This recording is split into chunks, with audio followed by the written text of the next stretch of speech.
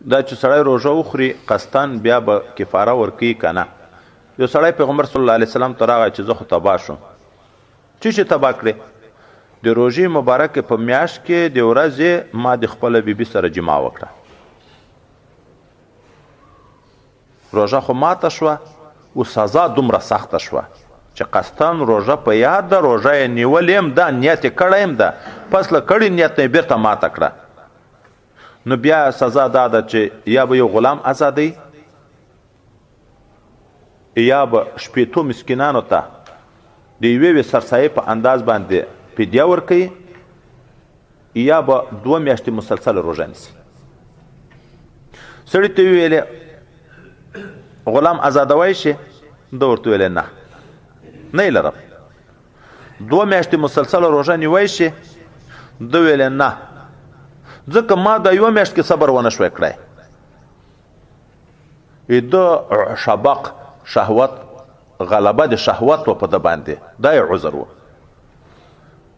نو 8 مسکینانو ته طعام ورکړه. ده ویلې نه یې لرم. وایي ښه کښېنه.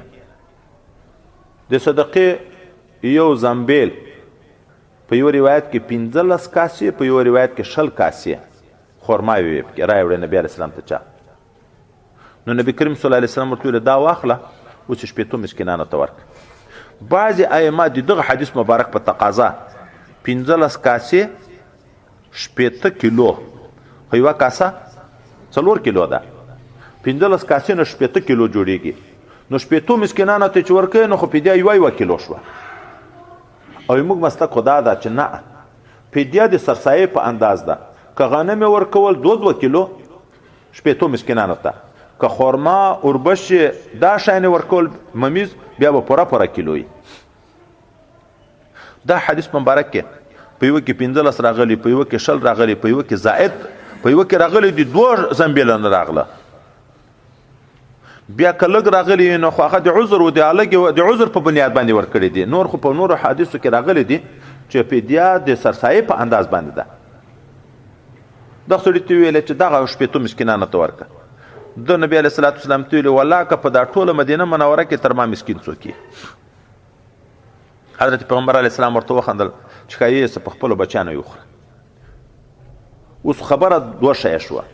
یو حکم د کفارې شو، دا منسوسي ده چې څوک جما وکړي په روژه کې کفاره په واوښته، خوراک وکړي چکاک وکړي بیا کفاره شته که نه. نو اهل ظاهر ته ګوري، هغه وی چې د جما په باب کې نبی علیه السلام حکم د چا کړی ده؟ د کفارې. د خوراک او د چکاک په باب کې خو نه ده کړی. موږ ویو د دغه جما په باب کې حکم د کفارې ولې وکړه؟ علت چی و؟ خو رکن د روژې ختم شو. رکن د روژې امساک و، امساک لاړ ختم شو. اوس نو امساک که په خوراک هم ختمیږي، که په چکاک هم ختمیږي. رکن د روژې لاړ ختم شو. چې ختم شو نو په دغه سړي باندې کفاره لازم ده. په خوراک هم ده، په چکاک هم ده، په جما کې هم ده، په ټولو صورتو کې ده. یوه خو دا خبره شوه چې سړی قصدن روژه وخوري کفاره په لازمیږي، خو قضایي هم شته که نه؟ نو بعضې ائمه وایي که کفاره د غلام په آزادولو او د 8 مسکینانو ته د طعام په صورت کې وه، بیا یوه ورځ قضایي شته. د قضایي روژې به یوه ورځ قضایي را وګرځوي، خو یوه ورځ روژه خو یې خوړلې ده که نه، نور به کفاره په یغه ده. او که داسې و چې کفاره یې په د 2 میاشتو روژو ځان ته غوره کړه، نو هغه قضایي په دغو 2 میاشتو کې د مستقله بله روژه نشته. مختاره مسلک د موږ دا ده چې نه، قضایي ځان ته ده، کفاره ځان ته ده. نو که غلام ازادوي م یوه روژه به قضایي نیسي، که 8 مسکینانو ته طعام ورکوي م یوه روژه به قضایي نیسي، که 2 میاشتې روژه یې د کفارې په شکل نیوم یوه روژه به قضایي م راګرځوي، نو 18 روژې به نیسي. یوه قضایي ده، هغه بله خو کفاره ده. دومه خبر دا چې دلته حکم د کفارې وشو، بیا دغه صحابي اظهار د خپل مسکنت وکړه. نبی کریم صلی الله علیه وسلم ورته ویل ښه په خپل اهل یې وخوره. کفاره په خپل اهل سړی خوړی شي که نه؟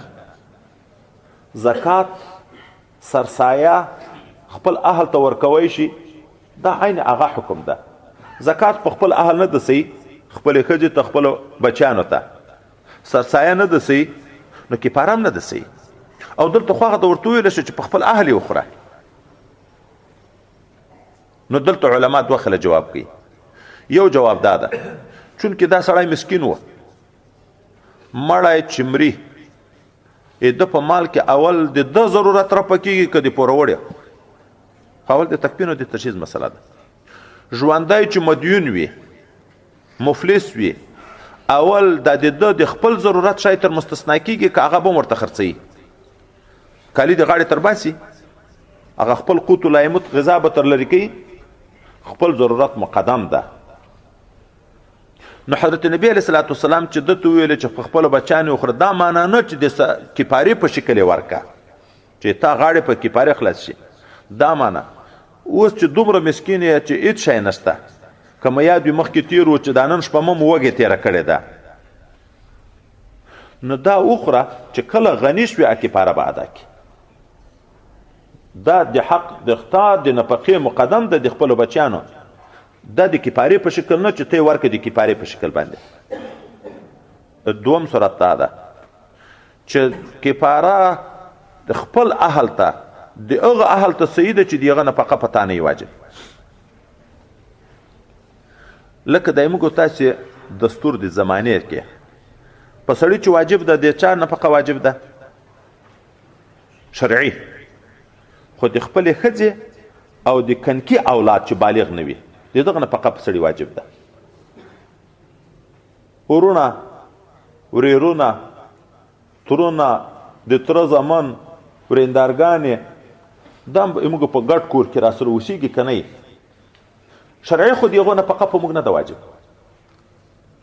شرعي خو نه ده واجب دا خو د موږ پښتني دستور ده یو تبرع ده نیکي ده چې سړی کوي د هغو سره احسان ده واجب خو نه ده حتی مور پلار چې خپل دنیا لري د مور پلار نفقه هم پتا نه ده واجب خپل زوی دی چې بالغ شو دغه نفقه هم ذاتي پتا نه ده واجب واجب خو هغه ده چې تا غاړې خدای پاک په بندي چې واره نه کې غاړې دی په بنديږي اوس نو د په کور کې دغه خلک وو ور سره چې شرعي نفقه دی هغه په دنه واجب نو یا هغه ورته خو دغه اوريرونه دغه ورونه دغه مثلا ترونه یا د تر زمان چې تاسو سره په کور کې دي او مسکینان دي یو ته ورک زکات بل سړی ته ورکولم زکات ته خپل قریب ته د چند ثواب ده کنه ده هم زکات هم وسیله رحمی ده نو د څه وکړه یا وای په دغه شکل باندې ده چې خپل کور ته د کفاری په شکل ورته خولي بیا به په کور کې هغه اهل ته خولي چې نفقه شرعاً په ده نه ده واجب او کنه د خپل اهل او عیال ورته خولي نو بیا دغه وجه نه چې د نفقه د خپل کورنۍ در باندې فرض ده دا مقدمه ده تر کفاری ادا کول اول دا وکړه چې کله بیا غنی شوي مالدار شوي بیا وروسته کفاره ادا کړه دا کفاره واجب موقت نه ده چې د وخت په تیریدن باندې بیا قضا کیږي لکه سرسایه واجب موقت نه ده اول ورځ موږ ویلې بهتره مستحب خدا ده چې د اختر په ورځ د اختر د لمانځه نه مخکې ادا کړي حتی پروژه کې له ادا کوی شي خو که په یغه ورځ نه کړه ادا ذات خلاص شو خبره روزي میاشت شپږ میاشتې مخکې تیره ده خو نن هم چې هلته د نه ورکړې ورکوي به کفاره هم دغسې ده موقت وخت ونه لري چې نن بس کفاره ورکه چې څه وخت قادر شوې په هغه وخت کې به کفاره ادا کوي